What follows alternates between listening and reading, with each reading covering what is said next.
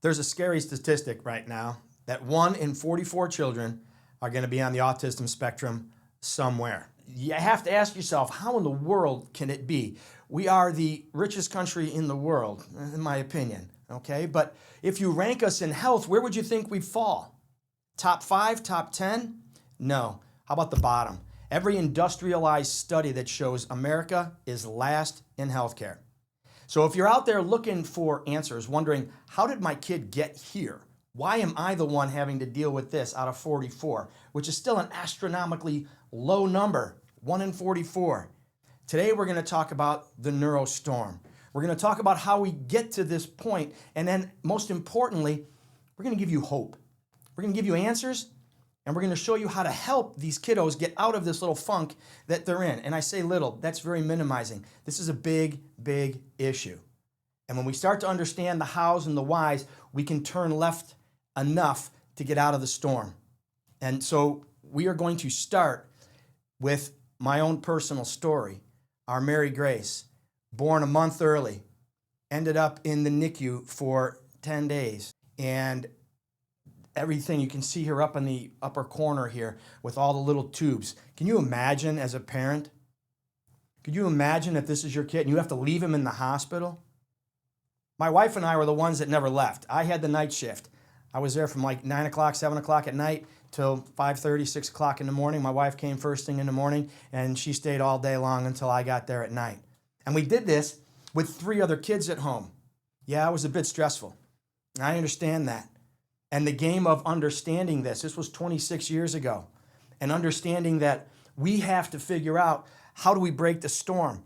How do we set these kids up to be successful? How do we set these kids up to be strong? How do we set these kids up to be healthy, adaptable to the circumstances in life, as opposed to just meeting them where their symptoms are and saying, oh, this is just how it is, and yeah, maybe we'll grow out of it. The reality is no, they won't grow out of anything. Matter of fact, they grow deeper into the patterns, which is what we're going to talk about tonight. But there is hope. There is answers out there into this process. Parents, we have choices. There's options. Actually, 3 options, okay? 1, you can go down the traditional medicine route, okay? Pediatrician, they give you antibiotic after antibiotic after antibiotic. They cut things out. They take things out, say these are the problems. They're swollen, and get rid of them. That's traditional, and it works on some points, okay? Number 2, functional medicine, right? Integrative, holistic, natural. We do all these supplements, but we know people that are on this. We know people that are taking all kinds of different supplements. They're taking things out of the diet. They're putting things into the diet. They're taking all these supplements, but yet their kids are still in this storm. They're still in the place where they can't figure out, well, why isn't this working? Why isn't that working? And then number 3, the neurologic-focused chiropractor. And that's what we do. And today we're going to run through this storm on how this process gets set up and how we can avoid going down this storm. So I want you guys to watch this video, all right? It's a moonwalking bear, and I want you to count the passes the team in the white make. This is an awareness test. How many passes does the team in white make? Go!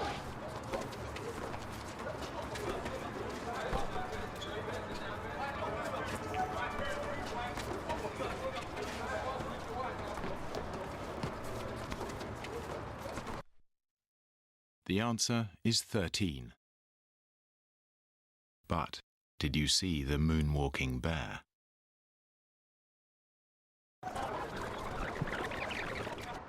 Go!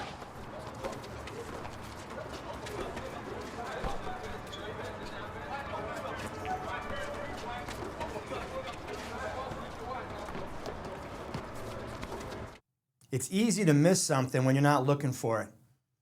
Here it is. We got things right in front of us, and we don't even know to look for them because we just think that, well, I'm not paying attention because I'm looking elsewhere, okay? What's the Neuro Storm? This is more of a sequence of stressors and sicknesses, right? This isn't just a one thing. It's not just caused by vaccinations. It's just not caused by a physical trauma. It's in a combination and an accumulation of stressors. And it starts with significant mental and emotional stress during the prenatal period. The prenatal, like, used to be when moms got pregnant, there would be a party. Whoop, party. Now, if you're 36, you're considered a geriatric pregnancy. 36? Really? 36? Yeah, that's geriatric. Can you imagine being called geriatric at 36? I cannot. But yet they put this whole fear then, oh my gosh, the body is going to have all these problems, the baby's going to have all these problems. They put the fear of God into you. Clinically documented, over 50% of the cases have some kind of significant mental and emotional stress.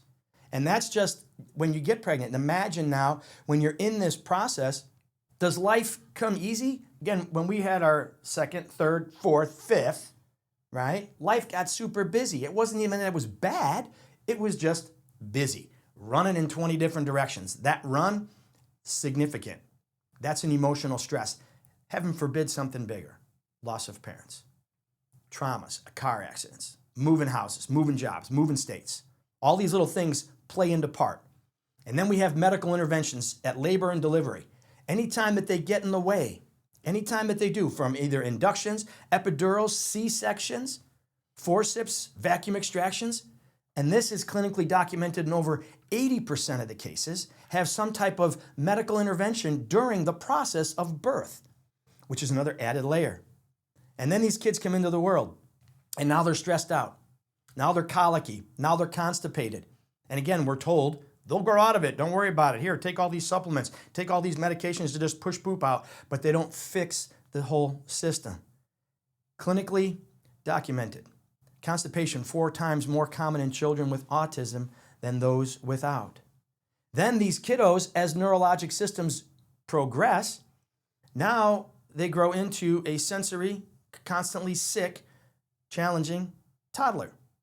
Now the next step, they're in this, they can't plumb right. They're always sick, they're constipated, they can't poop, they can't get any of the junk out. So now it sits in them, which then creates this whole cycle that these kids get sick. They get their heads congested, everything sits up in there, and they go, oh, you got an ear infection, here's an antibiotic. Here's an ear infection, here's an antibiotic. My question is, do they ever do a throat culture to find out if it's bacterial or viral? Do they check before they start throwing antibiotics? And I'm just asking questions. You could ask the same ones. Use of antibiotics in infants and children under the age of 3 can increase rates of allergies and asthma 2 to 4-fold. That's what studies show. Then we move into the sensory spectrum, hyperactive, emotionally stuck child. Rates of autism have more than tripled, 1 in 44, with boys 4 times more likely. Rates of ADHD diagnosis in kids have soared 67% just in the past 20 years. 67% in the last 20 years, with 3.5 million kids on ADHD medications. That's their answer. They're bouncing, so just numb them up. Did it fix anything? No, doesn't fix a thing, but it sets the table that they look for help in a medicine cabinet versus looking inward to find out, where am I stuck? How do I work? How do I adapt? But they don't cover that. Then these little kiddos become exhausted, angry, anxious teenagers, and depressed. Rates of anxiety in teens have already surpassed adults, reached 1 out of 3. Yeah, read that line again. Surpassed adults and reached 1 out of 3. And then they rose again dramatically during the COVID-related lockdowns. And then that leads us into burnt out, stressed out, anxious ADHD adults. Anxiety disorders are more common mental illness in the United States, affecting 40 million adults in the United States, or 18.1% of the population every year. That's the storm. It's sequenced in. So now these adults that are stressed out are now starting to have babies. We have a saying, nerves that fire together, wire together. So as mom is coming into this process of wanting a family, getting pregnant, which isn't the easiest thing to do anymore. There's a lot of people that have a lot of interventions at this point in time. But the process of, that's the setup. So now we have these bodies physiologically that are locked into this sympathetic dominant fight physiology that then sets the stage for the rest of this process to come about. And we wonder where, but it's right in front of us. If we look at this chart, this is gas versus brake. We all have the ability to adapt to some level. So 0 to 10. Think about it like this. Think about an electrical circuit in your house, 15 amps. If you went 14.999 amps, you got a bunch of things plugged in, you got the system all going, everything is going fine, and you plugged in the hairdryer. Now it's 15.01 amps. Circuit popped. We call that a subluxation. That's the entity which we're going to talk about here in a little bit. That's the process of the nervous system losing its ability to adapt to life circumstances. That's your nervous system's inability to adapt to any input that comes our way. I can't handle anymore because I just shorted out the circuit. 3 things create this: physical stressors, chemical stressors, and emotional stressors. Okay? And again, the whole birth process trauma, which we're going to talk about, is one of the key things to understand how does a storm get started. Okay? Minus all the falls and traumas that we have as kids and adults and everything else in between. And then we have chemicals. Could you pronounce all of the ingredients on the side of a food package label in the middle of a store these days? Does it say broccoli? Does it say oats? Like, no. You got all these chemicals in there. What are those? And why are they there? And are they harmful to me? And maybe not in small doses, but if I took it all at once, is that acceptable? Probably not. Okay? And then the third part is the emotions. Again, living in a crazy world that we have right now. Having other children, trying hard to get children, getting in this place and space that, man, I am just fried. All of that emotion that you shove in and stick in gets you stuck and subluxated. Now, when that happens, you get stuck on the gas pedal. That's a sympathetic side. That sympathetic chain is that fight or flight mechanism within the body that's supposed to be healthy and happy and appropriate if I was getting chased by a bear. But I am not. And the constantness of this input comes in, gas on, just even driving here, for gosh sakes, right? The amount of traffic and construction that I had to drive through and people not sure where they're going, or they're looking at their phones instead of driving their car. Yeah, all of that created gas on, sympathetic dominant fight physiology. And then we got 5 other kids to deal with. Yeah. The game is hit the brakes parasympathetically. When the brake system's on, that's the parasympathetic side. That's the resting, that's the digesting, that's the healing side of your nervous system. That's where all the repair happens. That's where the recovery happens. But if you're stuck in that sympathetic, the only thing you're getting is that bottom chart there, all the labels. The labels come after the system just can't adapt anymore, and they say, well, here's your problem. And it's not necessarily the problem. That's a result. That's a result of all those things accumulating, physical, chemical, and emotion. And we have to take a step back and look. I got this. Now I see where my stuff's coming from. Now I can help control. Now I can help change. Now I can help alter the circumstances in myself, and especially for my kiddos at this point.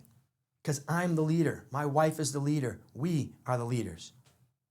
The nervous system has 2 main controls, 2 main functions, according to Bruce Lipton, researcher, cell biologist. It perceives the environment, and then it coordinates all actions, responding. It perceives what the environment is doing, good, bad, or indifferent. Should I be afraid or not? Do I need to get cold? Do I need to get hot? You don't have to think about any of these things. And then the nervous system, through the central nervous system, through the spine and all of the nerves, then it coordinates all the behaviors of all other cells. Time to run or time to heal? We get to set this up. When we have a subluxated body, when we have a nervous system that is disconnected, dysregulated, we have an altered perception of connection, okay? Brains are built from the bottom up, back, forward, over time. What does that mean? It means that all of this input from outside coming in, I'm perceiving, it travels into my nervous system, central spinal cord, and then it travels all the way up to the base of the skull, cerebellum, sits in the back side of the head back in here. And that is a distribution center, information in, processing, and then it develops forward to the prefrontal cortex, which is thinking, judging, reasoning. Again, doesn't turn on until 7. Yeah, they don't know nothing, parents. Sorry about that. You should know better. You're 3. No, they don't. They can't think, judge, or reason until the age of 7. And then it doesn't fully develop until 25. But the body has to understand input equals output. It starts in the motor system. It starts from the base, the foundation. Get that kiddo to watch, focusing on eyes, getting the eyeballs to pay attention, listening to mom and dad, tracking, head control, and then rolling over all the motor controls. When the motor control comes in and the motor control starts to get developed, then the body starts to develop gut, digestion, microbiome, the building up process. So if we drop in an antibiotic in this first phase of life, wow, How are they going to develop when you just blew it all up? Body needs gut bacteria. What's a probiotic made of? Oh, bacteria. I know. They're not all bad. But the nervous system is what separates. The nervous system is what allows your body to differentiate between good and bad. The next step is immune respiratory. So you got motor, then you got gut digestion, and then immune function, which they say in science, 70% comes from the gut. So that immune and that respiratory, which is also an immune response because it protects us as it goes through exchanging air and oxygen. It also excretes junk and garbage. Then the nervous system wakes up. Social, speech, coordination, interactions, being able to perceive what's going on around them. And then the sensory process and more integration comes in. Before the top of this pyramid, emotional behavioral regulation. Healing happens the same way, folks. It happens from bottom up. That motor system has to get reorganized. So, and I'll preface this as we talk about this later. The body has to go through a detox, if you will, and reset this way. Because when the nervous system gets in this process where it's dysfunctional and it's dysregulated and it's disoriented, it has to back up from the start. Motor system, gut digestion, immune function, speech, organization, integration, sensory processing, being socially, situationally aware, emotionally, and behaviorally regulated. The hierarchy of neurologic health has 3 simple steps. Autonomic nervous system first. Gas versus brake. You have to understand the system has to be in that autonomic, balanced, parasympathetic state. Repair, rejuvenate, and rebuild. Okay? The motor system comes second because then that's all the perception process from outside. All these joints have signals working that motor system. From the spine to the fingers. They all have this neuromechanical receptors that allow the nervous system to do its thing, which we'll get to that in a little bit. Then it's gut immune. And it's brain first. Brain, then gut. Not gut, brain, gut. The brain is the controller, controls everything. Harvard did this study, developing child, okay? The interaction of genes and experiences shape the developing brain. Understand this. Let me read that again. Interaction of genes and experiences shape the developing brain. Although genes provide the blueprint, get this, they provide a blueprint for information of brain circuits. These circuits are reinforced by repeated use. If you're in constant sympathetic dominant fight physiology, that's the only thing your brain knows how to develop. Protection. Cognitive, emotional, social capacities are intertwined throughout the course of life. And this toxic stress weakens the architecture. Okay? Let's say that again. It weakens the architecture. So now we got these kiddos, they look fine when they're 1, 2, 3, maybe they got some things, but 4, 5, 6, now all of a sudden things are looking a little odd. Why? Because when you got a toxic brain trying to develop in this place, this leads to lifelong problems in learning, behavior, physical, and mental health. And it's set up because we didn't know to look when they were little. We just assumed, oh, they'll just grow out of it, they'll be fine, don't worry about all those infections. I'm going to worry about them because there's something we can do about it. The first year of life, human brain development. This is absolute critical time periods. Sensory processing, vision, hearing, language, higher cognitive function. And then look at this chart as we get past year 1. The ability to process and change goes way down quickly. Now, we know through neuroplasticity, science says again, that you can teach this old dog a new trick. Yeah, it takes a minute longer these days. I'm not learning as quick as I used to because that shows me that I can't. But this first year of life is so critical to development. And it doesn't need a bunch of toxins involved. Okay? It doesn't. It just needs clear connection and communication to get that nervous system back into a healthy place. Persistent stress changes the brain's architecture. If you look at the chart on the other side, a normal, healthy neuron becomes lots of little dendrites, lots of little connectors on here. Okay? Toxic stress, less little dendrites, less connectors, less pathways. That is what separates these kids from being able to grow. So the Neuro Storm, all algorithm, how much stress, how much trauma, how much toxins, how much thought, how much emotion was there occurring. That's what leads us into how much care and for how long. We look all the way back, even on a 7, 8, 9, 10-year-old kid who's been stuck in a storm. We go back to day 1. We go back to pre-day 1. We're going to look and see how easy was it for mom to get pregnant. Did you have to go through interventions and go through some kind of IVF or something? How stressful was that? Took what, 10 years to get a baby? Yeah, I understand. Now I know that kid's wired in a hot, scared circumstances because that's the way that he or she was wired. The neurospinal system here. This is the key to health, okay? The spine is the window, right, to health and vitality. Why? Because there's 24 switches, there's 24 vertebrae, and we call this the neuro fuse box. This is the analogy I started with, the electrical part. If you overload a circuit, now I'm in a short circuit.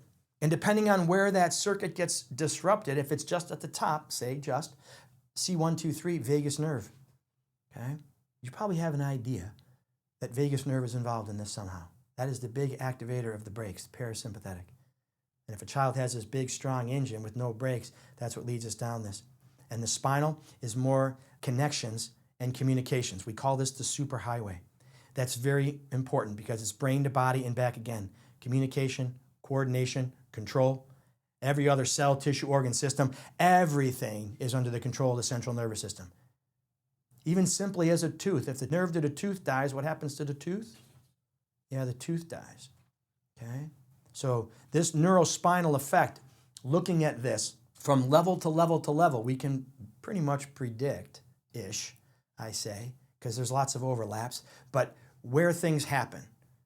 Gut, digestion, immune system, hormones, all come from certain levels and segments within the spinal column, which is what we look for, 24 sections. Subluxation equals stress stuck on. Okay, and we're going to look at this word for a second because subluxation, we look at the action. This is the word, the root. Sub means less, less than. And we see lux. Lux, the root word of lux is light. So less light. And ation is the action of. So the subluxation, we're taught that in medical that subluxation is a partial dislocation of a joint, which is true. But the subluxation here, neurologically speaking, is more than that. This is less action of light. Now I can't get a signal. Think about a signal and a light switch, a dimmer switch for that matter. Now all of a sudden I put some pressure. Spine Magazine 1997 said if you put the weight of a dime on a nerve, you lose up to 60% of the function. So it doesn't take much. Dime pressure turned on, disrupting the connections. The communication system gets off. Now stress is stuck on. And that stress stuck on leads us down this whole path of these neural storms that these kiddos, teenagers, and adults are stuck in because of this less action, this less connection, this less communication. And we're going to run through, we're going to get a little nerdy on some of this stuff here, but you got to understand the neurology of this, and I'm going to put this in simple form so you guys can understand. 10 Ds of subluxation. First one, dyskinesia. This means abnormal motion, abnormal alignment. Things do get out of a line. You can see that by people's postures. Shoulders are high, heads are forward, especially now with these kiddos. Everybody looking down at their phone. All of that stress, dyskinesia, abnormal motion. Because of that, the receptors that are around the joints get disrupted. And as soon as those neuromechanoreceptors get disrupted, they change the signal. We call that disafferentation. It's an abnormal sensory input. So as opposed to everything being smooth and calm and collected, now all of a sudden I'm stuck and I'm rigid and I'm in fight, signal of fear, survival mechanism turned on. Left long enough, now we got what's called dysautonomia, imbalance of the autonomic nervous system. I am heavy on the gas pedal. I'm heavy on my fight physiology, but I got no brakes. I don't even know how to stop to turn over. I don't know how to repair. I don't know how to recover. I don't know how. I can't because my nervous system is stuck. That leads to the dysfunction. That's the interference of optimal function of all the key systems: gut, immune, plumbing, breath, heart rhythm, adaptability, dysfunction, which then goes down into a dysponesis, which is an abnormal energy expenditure or output. These are the meltdowns you see in your kids. You ask them to do one thing, close the door, and they have a meltdown. Tie your shoe, and they have a meltdown. Stop playing, we're going to go to the store and get ice cream. They have a meltdown. And you're like, why? Because there's an abnormal amount of energy. They can't even hear you, okay? So, for those of you who got a little queasy stomach, this is going to be a video, short video, of a cesarean section. And watch closely how they get the babies into this world because it's not as gentle as you would think. getting irritated. Oh, there you go. Come on, buddy. All right. Listen to the doctor's Here's the sound of his girl. tone of his voice when he's doing that and doing it. Here's the girl. Watch the neck. Make it cute for the camera. Oh, yes. There you go. That's pretty intense. Okay? It's easy to miss something that you're not looking for. And this is an important anatomy to understand because the top three vertebrae, the occiput, C1 called the atlas, C2 called the axis, which is rotation, are attached differently from C3 all the way down to the top. And because they aren't attached with this deep connection of connective tissue and joint ligaments, they sit there and they become very easily distracted. And as you see that, that creates a lot of tension and a lot of pressure on the spinal cord. And that sets up the subluxation. That sets up the first subluxation. On top of all the emotional stressors that mom went through to get to this point to have this baby. And thank God they can get these kids in the world. Thank God they can help save lives. But this is important to understand that that happens, okay? The rates of C-sections have gone up and up and up and up, okay? Why would you want to push a kid? Get a surgery. We can get it out in no time at all. It's easy peasy, but not for the kiddo and not for the moms either, okay? Having a surgery is major. This is an osteopathic study. They found that in 99 out of 100 infants, at least one pattern of subluxation was found. Yeah, 99 out of 100. And if you go back to that video I just showed, of course it has to be subluxated. That whole disconnection has to happen. And oh, they're flexible. Oh, I'm aware. Yes, they are flexible. But that doesn't mean they're not subluxated. And it doesn't mean that all of a sudden now the neurology is going to go through those first 5 Ds that we talked about: dyskinesia, disafferentation, dysautonomia, dysfunction, dysponesis. Everything starts to change because the neurons now are doing one thing: fight, survive, survive, survive. There is lots of different references out there showing us that rates of C-sections and long-term studies they're looking into, because kids who have C-sections have a tendency of being a little sicker than kids who come through the natural canal. And research is showing us this, okay? Planned cesarean delivery at term and adverse outcomes in childhood health, JAMA 2015. They're looking. They're starting to piece this together. This is the missing link, neurology, okay? When this dysautonomia, the subluxation, brain function, when the nervous system gets disrupted, again, signals change. So if the signal changes and it can't get through that cerebellar, which is in the backside of the head, coming up to move forward development, the amygdala center is the seat of emotions, specifically fear and anxiety. We're pumping fear and anxiety because I'm locked into this physiology that says fight, fight, fight. The hippocampus is factual learning, memory, situational awareness, being able to walk in. These are these kids that in the middle of a water balloon fight, someone throws a water balloon at the little boy and he walks up to you and punches you in the nose and you're like, what'd you do that for? He's like, well, he attacked me. He threw it at you because that's what we do in a water balloon fight. But the reaction is different because he didn't have the ability to develop. So that situational awareness gets dampened and can't. That leads then into the prefrontal cortex, which plays a central role in cognitive functions: thinking, judging, reasoning, attention, inhibition, control. So now when that gets disrupted, disordered for years and years and years, stressed out teenage comes in, confused, not sure who I am, not sure how to react, not sure how to play, because the process is all disrupted. Okay? Dysautonomic. Again, Bruce Lipton says you can't be in growth and protection at the same time. We're either going to be heavy on the gas pedal, go throttled up, and create all of those diagnoses on the bottom, because it comes after it's been building,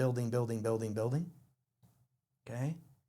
Or the brakes, the healing side. See, we look for symptoms. We want to know, how do you do? I'm fine, I'm fine, I'm fine.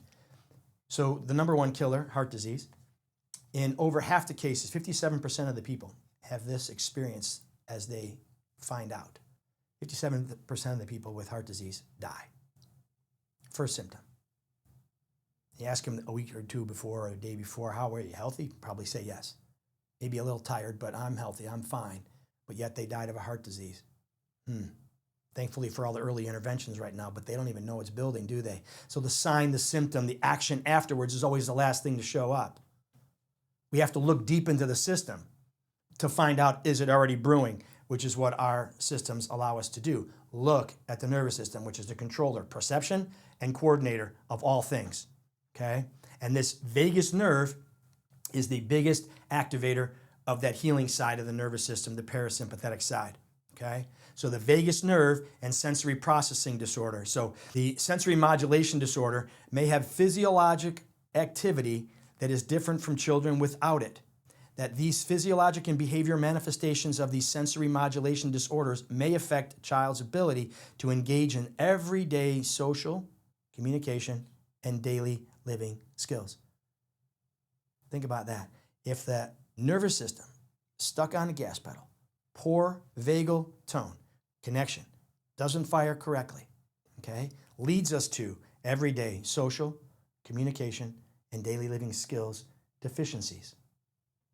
It stems from when we were developed. It stems from when we were created and built, okay? Brain, gut before gut, brain. The signals go down through the vagal and then they come back up through the vagal, okay? Vagal nerve stimulator, which is a new science coming out, and so we'll put this implant in to help activate the brake pedal for you. And it reduces intestinal inflammation. We know that. And that's where the adjustments come in because we can clear that. But we also know that when we cut the vagus nerve, it has a reverse effect. So if you turn off the vagus nerve, now the reverse happens. Now you get all this inflammation and inflammatory response. Now you get really stuck in that sympathetic dominant state. If it's not doing its job appropriately, that leads to a lot of problems. Now, another D, part of the 10 Ds of the subluxation process, diaskesis. This is a shock throughout, sudden loss of function, a portion of the brain connected to a distant but damaged area. The site of the originally damaged area of the diaskesis are connected to each other by neurons. So that means that the nervous system, in this fun word, another one called anastomosis, which is I got a damaged area and my brain is trying to create new pathways. I'm trying to develop new connecting resources. I'm trying to connect around a damaged area because the nervous system through neuroplasticity says, I have answers, I can help you. But we have to understand that that's a process as well. But this diaskesis part, when the nervous system is developed with this damaged area, it's hard to get out of this dysfunction, which is why it's important to start early enough that we can create newer pathways whilst they're young and little.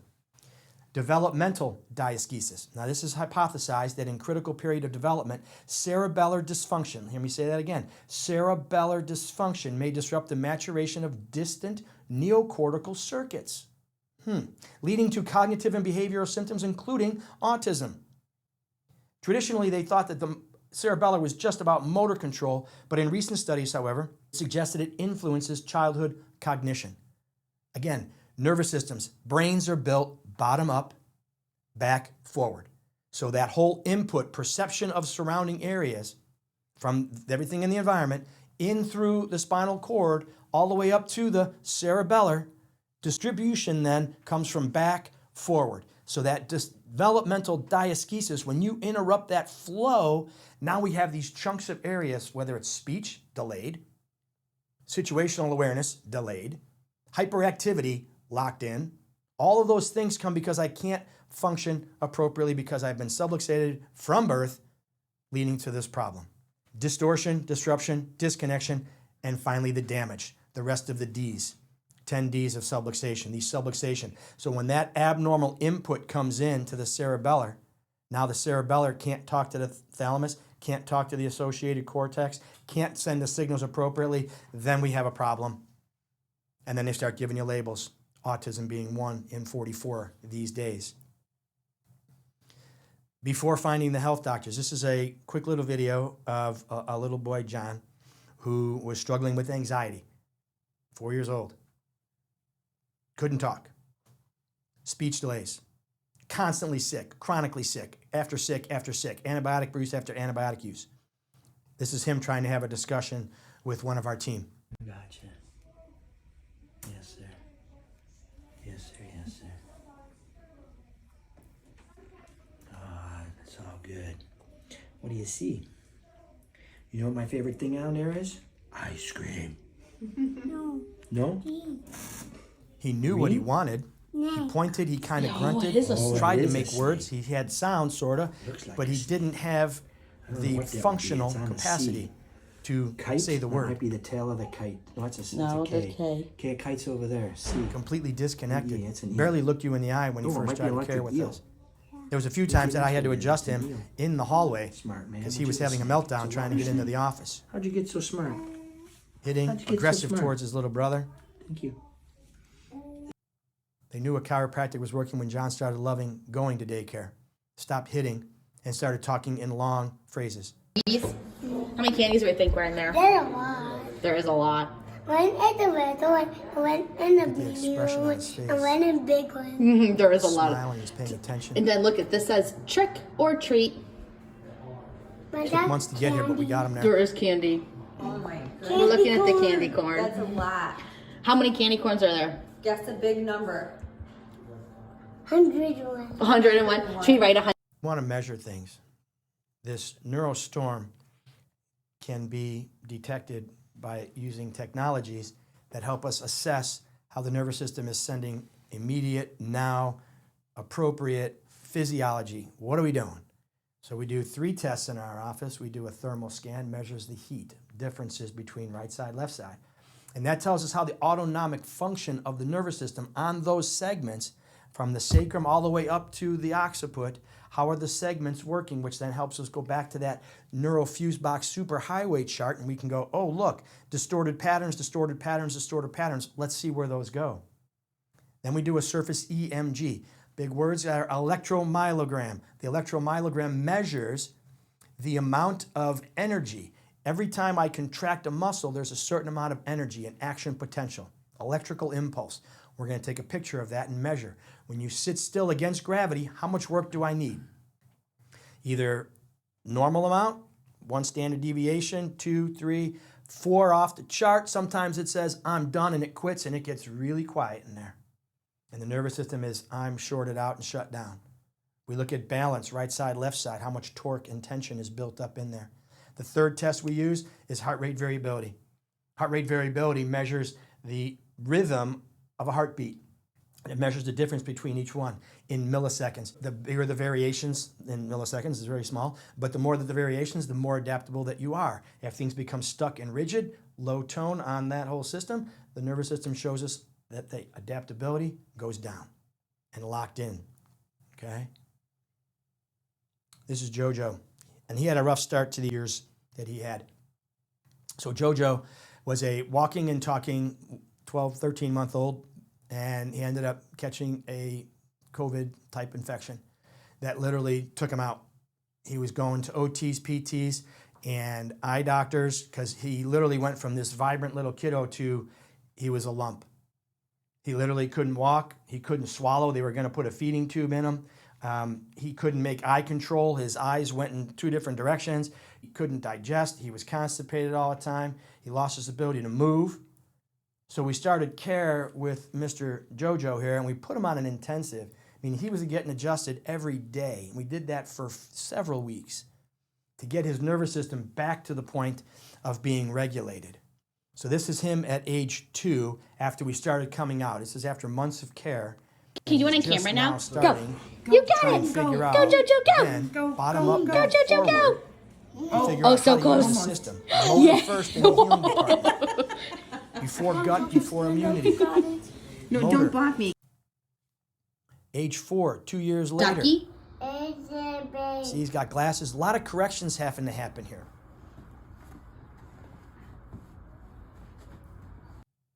He's now 5, rock star, okay? I just saw one of their friends in the office yesterday, and they were at a family party for graduations. He came up to me, and he gave me a big hug. And he's like, I saw JoJo. He was screaming, he was running, he was playing, he was causing trouble, he was getting in everybody's business. And he's just like, I know where that kid came from. Holy cow. And I said, yeah, I know. I'm aware of the miracle that that little man is. When we measure the nervous system, looking for storms, okay? We're looking for categories. We're in a drunken bull, meaning that I have this, I'm high and I'm low. My nervous system is discoordinated I got all this energy, but I can't control it. I'm flopping and falling all over the place. I'm disconnected. I'm disorganized. Raging bulls, ADHD type of kiddos that are just gas on, throttled, and don't stop. Then you got the raging junkin' bulls, which are a little bit of both.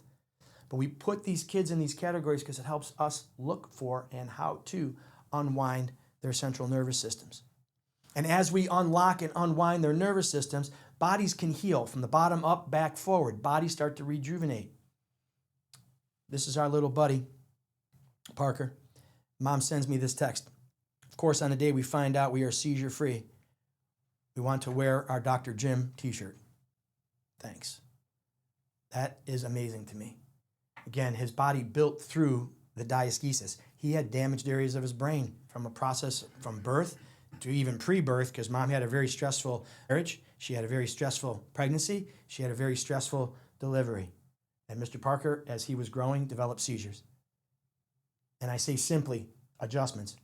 We turned the power back on, resetted connections, communications, just like in JoJo, reset connections, reset communications, allowing the body to rebuild, replenish, and repurpose the nervous system so that that body can be growing stronger, healthier, and more vital. Teenagers. Again, if we don't address this when they're little, they don't grow out of patterns, they grow into patterns. Emotional outbursts, sensory processing challenges.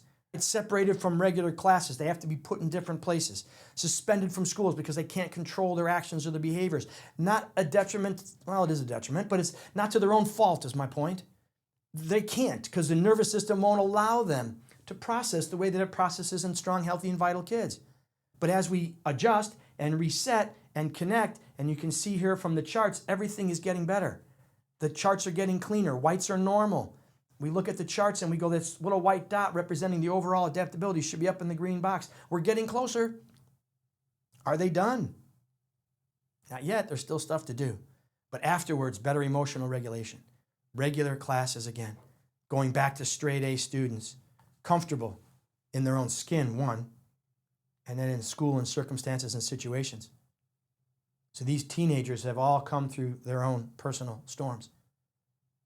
And instead of being stuck in the label, their parents were smart enough and wise enough and diligent enough to say, we got to find something better for my child. And they found us, and we helped them get out of their storms. We have a clinical process in our office. We listen. We're going to dive deep. And it seems weird sometimes when we're asking questions about the pregnancy and the birth process of a 13-year-old or a 14-year-old's like, what does that have to do with my kid? He's 13 or 14. Has everything to do, because we want to know how they started. We want to know how they developed. We want to know how they got to where they are today. We do our scans. We look at the sensory nervous system. We look and we dive in. And then we put together a care plan. We put together a report of findings about here's what we found. And here's where your kid is, and this is why. And all the pieces and understanding. And as the brains go through its ability to develop, change, heal, repair, rejuvenate, and you can see from this chart that it's easier as we're younger to make the changes and to respond to the experiences, and then it decreases as they get to be me on the other end of the spectrum there.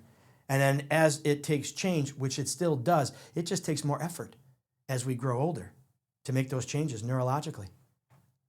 Because we can teach this old dog a new trick because science says so through anastomosis. How will you ever get your kid, your sensory kid, your kid that's having meltdowns, running around, won't stop?